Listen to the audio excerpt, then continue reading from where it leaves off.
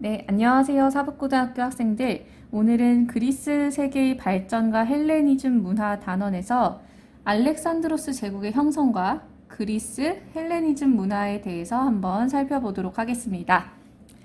그 전에 지난 시간에 했었던 내용 중에 핵심적인 부분만 살짝 한번 정리를 해볼게요. 여러분들 다 기억이 날 거라고 믿음을 가지고 시작해 봅시다.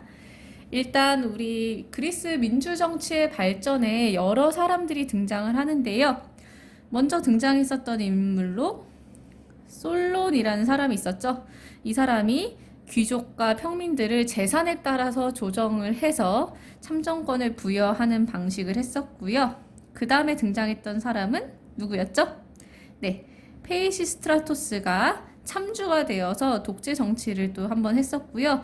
여기서부터 본격적인 민주정치라고 보죠. 우리 클레이스, 테네스가 민주정치의 기틀을 마련을 했었고, 민주정치의 전성기였던, 페리클레스까지 우리가 살펴봤습니다. 그런데 이 페리클레스 같은 경우는 무슨 전쟁과 무슨 전쟁 사이에 있었던 게 또 포인트였죠? 그리스 페르시아 전쟁을 계기로 아테네가 성장을 했고, 또 무슨 전쟁을 계기로 그리스 세계가 몰락하게 되었었죠? 네, 그렇죠. 펠로폰네소스 반도 전쟁을 계기로 그리스 세계가 약화가 되었다. 그럼 이 페리클레스 시대가 기원전 5세기 경이었었고요. 결국에 이 그리스 세계를 멸망시킨 사람은 누구였다? 필리포스 2세. 누구로 유명한? 알렉산드로스의 아버지로 유명한 필리포스 2세에 의해서 그리스 세계가 끝이 났다. 그 시기가 대략 기원전 4세기입니다. 이 기원전 4세기에 필리포스 2세가 갑자기 죽음을 맞이하게 되고요. 굉장히 어린 나이였던 젊은 알렉산드로스가 마케도니아의 왕이 됩니다. 마케도니아 우리 지도에서 한번 봅시다. 여기 마케도니아 보이나요? 네, 보이죠? 이 마케도니아는 원래 그리스 변방 지역에 있었던 나라고요. 우리 알렉산드로스 같은 경우는 그리스 변방 지역에 있었지만 그리스 문화를 굉장히 동경하고 영향을 많이 받은 사람이었어요. 이 알렉산드로스의 스승으로 알려진 사람이 그리스의 유명한 철학자 아리스토텔레스이기도 합니다. 알렉산드로스는 이제 젊은 나이에 왕이 돼서요. 그리스 세계가 그 이전에 아케메네스 왕조 페르시아에게 공격도 받았었던 그런 역사가 있었기 때문에 아케메네스 왕조까지 모두 섭렵하고자 하는 꿈이 있었습니다. 그래서 그 꿈을 이뤘죠. 마케도니아에서 동쪽으로 가서 이집트도 점령하고 쩍쩍쩍쩍 이렇게 아케메네스조 페르시아를 전부 다 차지하게 됩니다. 그러면 알렉산드로스의 동방 원정 어디를 차지했는가 한번 봅시다. 일단 제일 먼저 가장 대표적인 아케메네스 왕조 페르시아를 차지하게 되고요.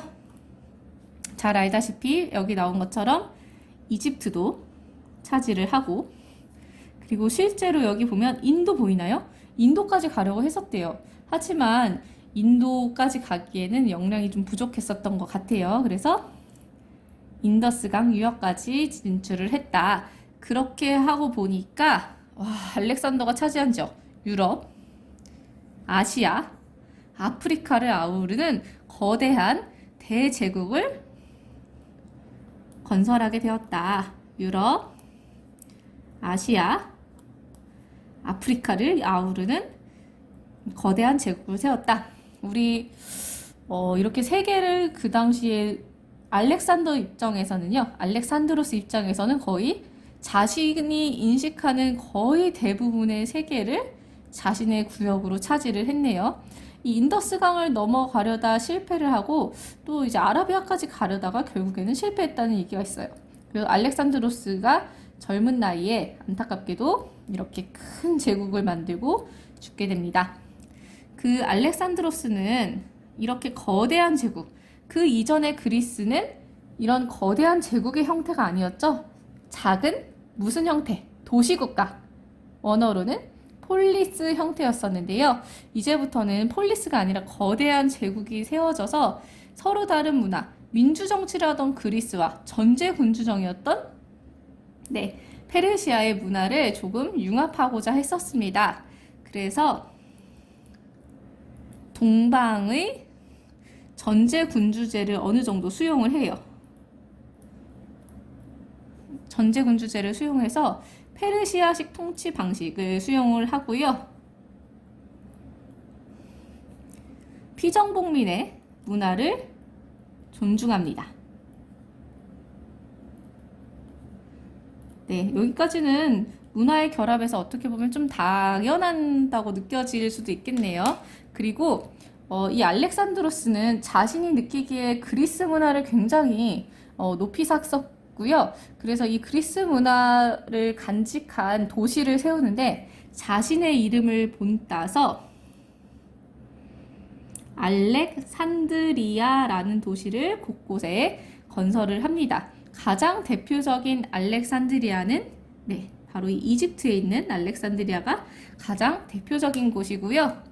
그리고 이 건설한 알렉산드리아에 그리스인을 이주시켜서 그리스 문화를 전파를 시키고 그리스인과 페르시아인들을 결혼을 장려하여 동서 문화의 융합을 추구하였다라고 합니다. 그런데 아까 말했듯이 알렉산드로스가 젊은 나이에 죽게 되고요. 이 거대한 제국은 금방 와해가 돼서요. 여기 보시다시피 마케도니아, 그리고 이 지역을 시리아, 이집트로 바로 분열이 되게 됩니다. 그리고 이렇게 분열된 지역은 나중에 등장한 두 번째 제국인 나중에 등장하는 로마에 의해서 전부 다 멸망을 하게 되죠. 우리 알렉산드로스의 제국은 사실 내용이 좀 간단해요. 알렉산드로스라는 불세출의 영웅이 등장을 해서 이 마케도니아라는 작은 나라에서 아케메네스조 페르시아, 이집트를 다 차지를 하고 유럽, 아시아, 아프리카를 어우르는 대제국을 형성하였다. 그리고 서로 문화의 충돌이 있었기 때문에 동서문화 융합 정책을 하였었는데 동방의 전제군주제를 수용하면서도 그리스 문화를 전파하기 위해서 알렉산드리아를 건설하고 그리스인들을 이주시켜서 이렇게 그리스 문화를 동방 지역에 전파를 시켰다. 그의 죽음 이후 마케도니아, 이집트, 시리아로 분열이 됐었고 나중에 로마에서 전부 멸망하게 된다. 여기까지 알렉산드로스 제국의 형성 부분을 살펴봤습니다.